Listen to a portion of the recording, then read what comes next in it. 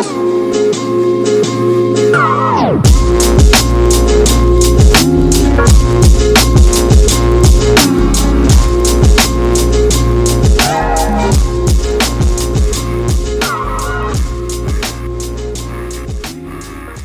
up, all you motor fanatics? Welcome back to the channel. If you guys are returning, if you guys are new to this channel, welcome to Dino Motor Reviews. I am Dino, and today we are going over this Vevor bike hauler system. We're just going to jump right on into it. So I'm going to show you guys how this works and how to load the bike and everything. So we'll go through that. I'm going to pop those the videos up as we go along. But yeah, let's talk about it.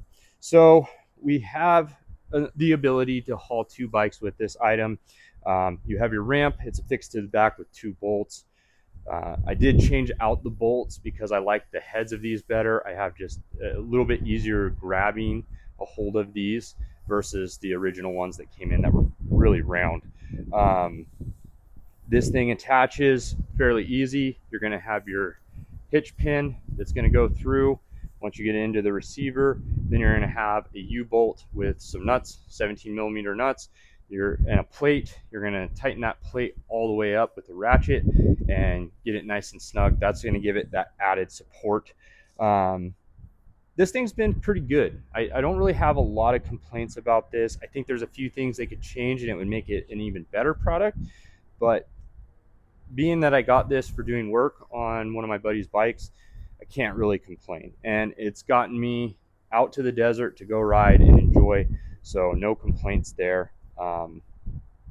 So with that being said, I think things that I would change on this is I would do more of a triangle style adjustment to where you had your ability to strap up front and then out here towards the back versus this upside down triangle where everything's pulled to the center.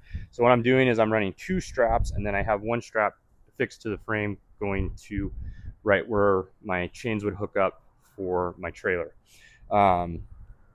Works pretty well. The bike's not really going anywhere, but I think I would rather have that triangle, just a normal style triangle. I did put reflective tape on it, and that was just to make sure that it was visible. People don't always pay attention, but I wanted it there just in case someone did crash into me. It wasn't going to be my fault. I tried my best. That is one thing I do not like about the bike hauler that sits on the back of the truck. Your bike, if someone does wreck into you, they're right into your bike. And especially if you have two bikes on here, they're right into your buddies. I don't really like putting bikes on the back here. They tend to kind of sway back and forth, and you can kind of see it in the rearview mirror, and it makes me a little nervous. And when you do get two bikes on here, the weight being so far behind your axle, your rear axle, it just tends to bounce. So I don't really like that. I don't like how long it is either, because it tends to drag in dips and divots, and especially if you're going out to the desert where it's uneven ground all the time, sometimes you hit and drag.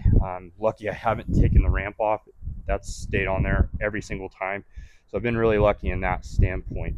It's done its job for here in town, so no complaints there. With that being said, guys, I think it's a great product for here in town. I wouldn't want to take it over the mountain passes, especially with two bikes. I think that would be really, really rough, and I think we would drag a little bit on some of those divots and bumps. So we're going to be going away from this. We're just going to go to the trailer. I like having my trailer. There's no stickers on it or anything, so no one knows what I have in the back of the trailer unless they actually know who I am. And I really like that aspect about it. I know my sponsors would probably rather me have stickers on the trailer, but I don't even want thieves to even know what's remotely in there. You know, this way I could be hauling lumber, I could be just going camping. So much versatility with an enclosed trailer. So we're going to be going that route from here on out. Good product for here in town. Probably works really great for someone that doesn't have a truck that has the ability to put a hitch receiver on, but if it's anything that's low clearance, you're probably going to drag. So if you had a little bit of a lifted SUV, this thing would probably work pretty good. But just be cognizant that it is a little bit longer. Another thing I wish they would have done with this product was had it go a little further into the hitch receiver. I think that would give it some more stability, and then had the hitch pin go through. But it, for what it is, and probably for the price, my buddy I believe got it off of Amazon. It works pretty dang good. So I'd recommend this product to anybody if they wanted to buy it. I think it's an okay product. I just think there's a few things that they would change, and it would be a really good product. So with that being said, guys, I hope you guys enjoyed this video. I hope to catch you guys on the next one. If you guys got any questions, comments, concerns, leave them down in that comment section below. I'll try to get back to them as soon as I can. And we would greatly appreciate it if you would subscribe to our channel. That just helps our channel grow, and it helps us create more video content for you guys on down the road. And if you guys do subscribe, click that bell notification. That way you guys get future video content that will be released in the future on down the road.